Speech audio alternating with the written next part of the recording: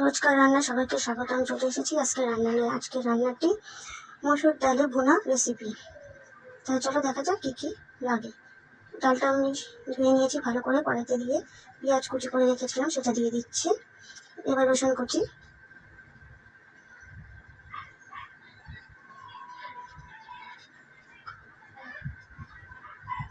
Tomato, কেটে রাখা tomato দিয়ে দিলাম, লঙ্কা কেটে রেখেছি সেটা দিয়ে দিচ্ছি,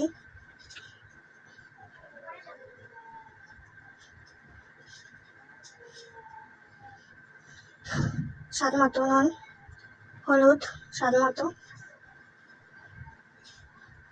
কাঁচা তেল দিয়ে ভালো করে মেখে নিচ্ছি। ভালো করে মিশিয়ে নেবেন। আপনারা হাতেও মেখে নিতে পারেন, তাতে কোনো অসুবিধা নেই। ভালো করে মেখে নিয়ে এটাকে ভালো করে মিলিয়ে নিতে হবে।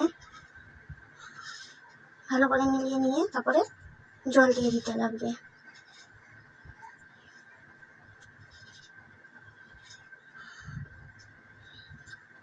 জল দিয়ে এবার আমরা একটা বসিয়ে দিব, ঢেকে দিতে হবে বসিয়ে।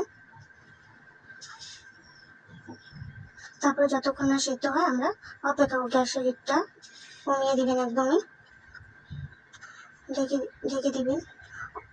একটু পরপর দেখতে হবে জলটা শুকিয়ে গেল কিনা। একদমই নতুন তথ্য এই রান্নাটি, আপনারা এইভাবে বানিয়ে খেয়ে দেখতে পারেন।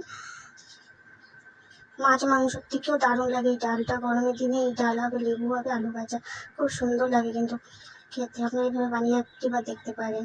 ডালটা সেদ্ধ হয়ে গেছে। এবার শুকনো লঙ্কা, লবঙ্গ, এলাচ, দারচিনি, আদা কুচি, রসুন কুচি, পেঁয়াজ, পাঁচ ফোড়ন এতে দিয়ে দিব।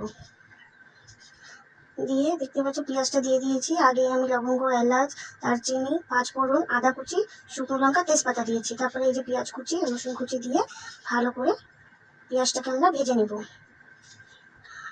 ফোড়নটা মনে রাখবেন, তেজপাতা, শুকনো লঙ্কা, এলাচ, লবঙ্গ, দারচিনি, পাঁচ ফোড়ন, আদা কুচি কিছু দিয়ে তারপর পেঁয়াজ দিয়ে রসুনটা দিয়ে ভালো করে নাড়াচাড়া করে লাল করে নিতে হবে। ফোড়নটা কিন্তু মেন, ফোড়নটা সবসময় মনে রাখবেন এই রেসিপিতে, নাহলে কিন্তু একদমই ভালো লাগবে না।